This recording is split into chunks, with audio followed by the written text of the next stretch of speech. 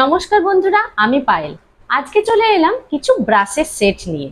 আজকে তোমাদেরকে দেখাবো এই মেকআপ ব্রাশ গুলো আর এই ব্লেন্ডার গুলো কিভাবে পরিষ্কার করতে হয়। তিনটা ওয়েতে আমি কিন্তু তোমাদেরকে দেখাবো।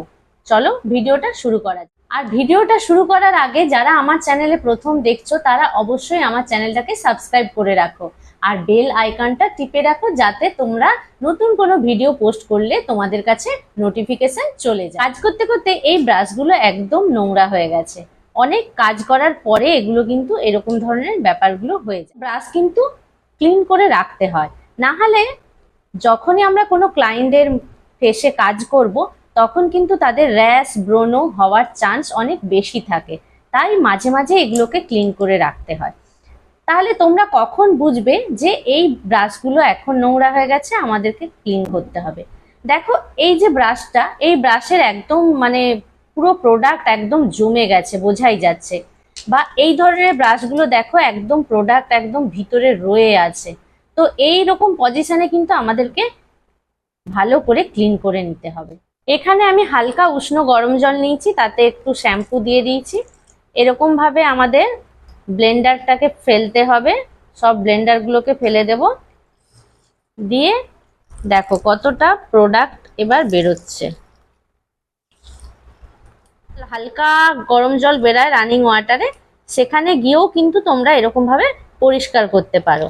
তোমাদেরকে দেখানোর সুবিধার্থে আমি এভাবে করে করে দেখাচ্ছি।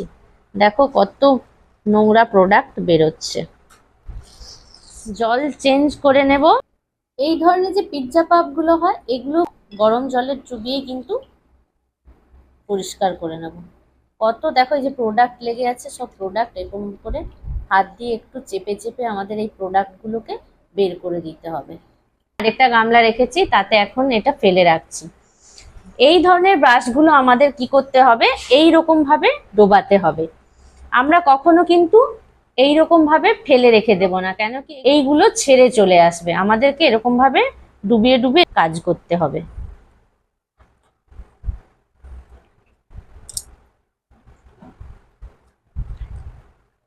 জলের কালারটা তোমরা দেখতে পাচ্ছ চেঞ্জ হয়ে যাচ্ছে, পুরো প্রচুর পরিমাণে প্রোডাক্ট এখান থেকে বেরোচ্ছে। পাউডার ব্রাশ কিন্তু কালার লেগে গিয়ে কিরকম অবস্থা হয়েছে, এটা কিন্তু পাউডার যখন অ্যাপ্লিকেশন করবে অবস্থা একদম খারাপ হয়ে যাবে। তো একেও আমরা এরকম ভাবে পরিষ্কার করে নেব। যেগুলো একটু বড় সাইজের ব্রাশ আছে আমরা এভাবে করছি। দেখছো কিরকম ভাবে প্রোডাক্ট গুলো আমাদের বেরিয়ে যাচ্ছে। এই ধরনের ব্রাশগুলো কিভাবে আমরা ক্লিন করি, এই ধরনের ব্রাশগুলোর ভিতরে কিন্তু অনেক প্রোডাক্ট থেকে যায়। আমি হাতে কিন্তু একটু অলিভ অয়েল নেব। আমি এখানে জ্যাক অলিভ অয়েল ইউজ করছি, তোমাদের কাছে যেই অলিভ অয়েলটাই থাকবে তোমরা সেটাই ইউজ করবে। আচ্ছা, আমি একটা জিনিস বলতে ভুলে গেছি, এই জলেও কিন্তু আমি 2-3 ফোঁটা, বেশি নয় 2-3 ফোঁটা অলিভ অয়েল নিয়েছি। দেখো কিরকম পরিমাণে প্রোডাক্টটা বেরিয়ে আসছে। অলিভ অয়েল ইউজ করলে কি হবে, যেহেতু এগুলো একটু ব্রেসেল গুলো দামি ব্রেসেল, তো নষ্ট হয়ে যাওয়ার চান্স থাকে। দেখো কতটা প্রোডাক্ট বেরিয়ে এসছে। এবার কি করব, হাতে এরকম টিস্যু দিয়ে মুছে নিচ্ছি আর এই ব্রেসেল গুলোকে এরকম ভাবে ক্লিন করে নেব। আবার একটু অলিভ অয়েল নেব। এইভাবে পুরো প্রোডাক্ট গুলোকে আমরা প্রথমে বের করে নেব। দেখো আগের থেকে একটু কম প্রোডাক্ট বেরিয়েছে। এখন কিন্তু প্রোডাক্ট আর বেরোচ্ছে না।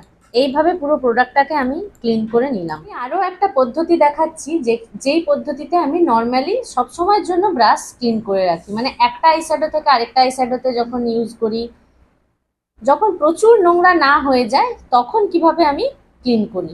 এরকম ধরনের একটা টিস্যু নিয়ে নিই, দিয়ে এরকম ভাবে ব্রেসেলগুলোকে এরকম ঘষতে থাকি। তাহলে প্রোডাক্টগুলো সব বেরিয়ে আসে আর ব্রাশগুলো ক্লিন হয়ে যায়। সব সময়ের জন্য কিন্তু এভাবেই করো। ঠিক পাচ্ছ, এটা আমি প্রথমে তোমাকে দেখিয়ে দিলাম। এই ব্ল্যাকটাকে এভাবে তোলা যাবে না, এর জন্য আমাকে অয়েল ইউজ করতেই হবে। এই দেখো কালার বেরিয়ে আসছে। এটা ফাউন্ডেশন ব্রাশ, এইটার ভিতরে অনেক প্রোডাক্ট থাকে। এইটাও তেলে এরকম ভাবে নিলাম, দেখো ফাউন্ডেশন কত বেরিয়ে আসছে।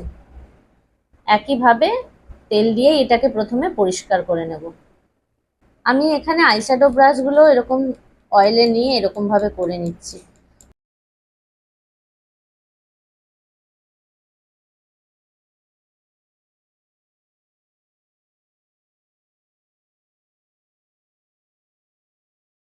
আমার এখনো সব ব্রাশ ক্লিন হয়নি, দেখো আমার টিস্যুটার অবস্থা দেখো, কত প্রোডাক্ট বেরোচ্ছে প্রত্যেকটা ব্রাশ থেকে।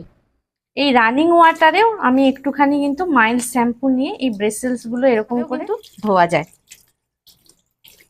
রানিং ওয়াটারে বেশি ভালো হয়। প্রত্যেকটা ব্রাশ এরকম ভাবে চেপে চেপে আমরা প্রোডাক্টগুলো বের করে দেবো। এখানে যত আমার আইশ্যাডো ব্রাশগুলো আছে সবটাই একটু মাইল্ড শ্যাম্পু দিয়ে দিলাম, এগুলোকেও এরকম একটু পরিষ্কার করে নিলাম। এটা কিন্তু বেশি জলে রাখা যাবে না। ব্লেন্ডারগুলো কিন্তু এরকম চেপে চেপে আমরা আরো ভালো করে ধুয়ে নেব। সব ব্রাশগুলো একইভাবে ধুয়ে নিলাম। বিউটি ব্লেন্ডারের জলগুলো সবটা ভালো করে আমরা এরকম নিচড়িয়ে নেব। আর এই ব্রাশের জলগুলো যতটা পারবো আমরা এরকম ভাবে ঝেড়ে বের করে দেব। এবার আমি এরকম ধরনের একটা টাওয়াল নিয়ে নেব।